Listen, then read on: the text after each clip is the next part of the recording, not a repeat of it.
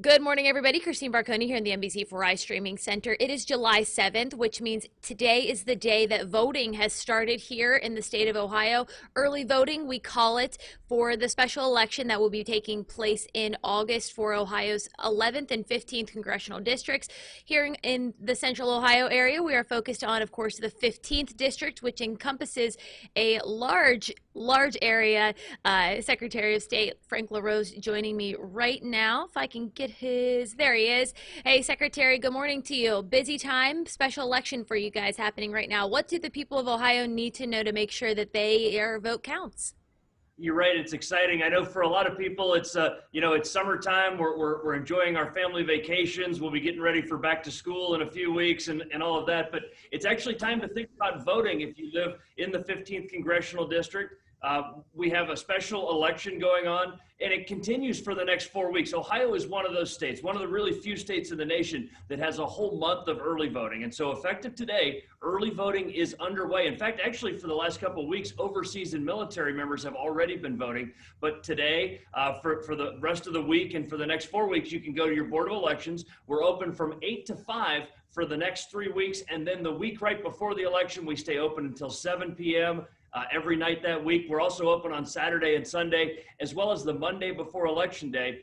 But it's also the time to request that absentee ballot. Now's the time to go to voteohio.gov. You can print the form, or there are even instructions there. If you don't have a printer, you can make your own. In fact, we set up a website, voteohio.gov/make your own, where with just a plain piece of notebook paper, you can fill out all the different fields you need to request that absentee ballot, and then you can vote from home. And one of the other reasons, Christine, why this might be a good idea is that there are a lot of candidates on the ballot, particularly on the Republican ballot this year. There's something like a dozen candidates. And so if you want to be able to be a really informed voter and do your homework, if you request that absentee ballot, you can sit there at your kitchen table, you can Google the candidates and find out what you need to know about them, and then cast your ballot being fully informed. Yeah, I know we've both talked about early voting before. That's kind of what we both like to do because we are very busy come election day. So at least here in Franklin County, and I'm sure several other counties do it as well. So if you do choose to vote absentee, you can track that ballot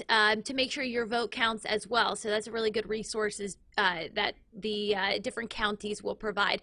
So I want to talk about Ohio's 15th congressional district because especially here, if you're living on like the west side of Columbus, it's kind of iffy what district you live in. So how can people check out which district they live in to make sure to see whether or not they'll be voting or not?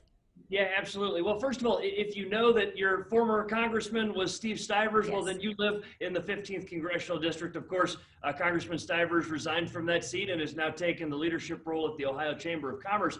But the other great resource is just to visit our website, voteohio.gov. You can look up your name, just type in your first name and last name. You can search it. It'll show you which U.S. House district you live in, which state House and state Senate district you live in, what school district you live in. It'll give you all of those things. And so voteohio.gov is the place to do that. Your County Board of Elections website is also a trusted source, but always look for that .gov domain. That's the way you know that you're at the legitimate, trustworthy government website. It should end in .gov. Absolutely. And we'll, of course, link all of those resources on our website as well, NBC4i.com. All right. So if you want to go in person, which you have plenty of opportunity to do the month leading up to the election, which is in the beginning of August here, what do you need to take to the poll with you to make sure that you can vote in person? Well, most people bring their state ID or driver's license. That's really the easiest thing to do. Most of us have one of those in our purse or in our pocket. But if you don't have a state ID or driver's license, Ohio tries to make it as easy as possible. There are all kinds of alternative forms of identification you could bring, such as a utility bill, a government document showing your name and address. The full list, again, is at voteohio.gov if you have any questions. All right, voteohio.gov, great resource for everybody. Secretary LaRose, anything else that you would like to add about this early voting for the special election primary? Lots of words.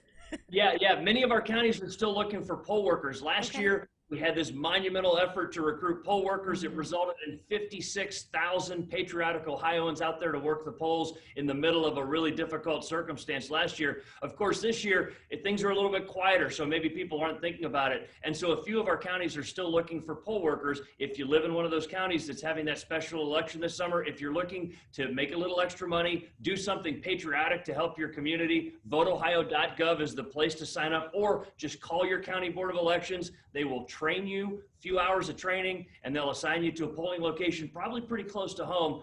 And one of the other great benefits of this, Christine, is that there's a lot of, internet conspiracy theories and wild things out there about elections that just aren't true. If you sign up to be a poll worker, you will understand how safe and secure Ohio's elections are. It'll be make you well equipped to sort of push back against some of that nonsense when you hear it, because the facts are Ohioans can trust their elections, and signing up to be a poll worker shows you that firsthand. All right, great. So, so poll workers, and the 15th congressional district spans a lot of counties. So we're talking Morgan County all the way to Madison County here, and then I'm looking at this map right now. We'll make sure we link it. Fayette County as well. We'll link it over on NBC4i. All the way to Athens. Yeah, it covers it's big. Broad here in Central Ohio. Exactly. All right, Secretary LaRose, thank you so much for taking the time to talk to us today. We really appreciate it. Guys, make sure you check out all of those links that the Secretary of State just mentioned over on NBC4i.com, and we'll make sure we get you connected to the secure and correct resources. We'll see you later. Bye.